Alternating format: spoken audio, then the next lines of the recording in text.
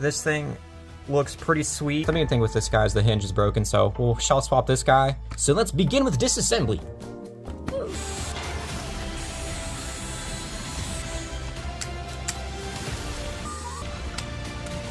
These buttons look fantastic.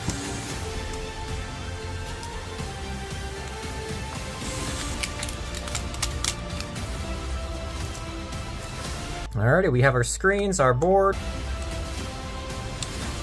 and bam.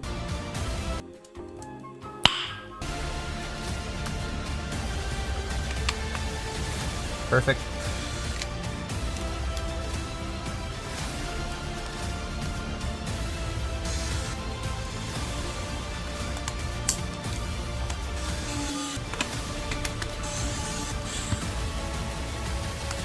From the outside, this thing looks so cool.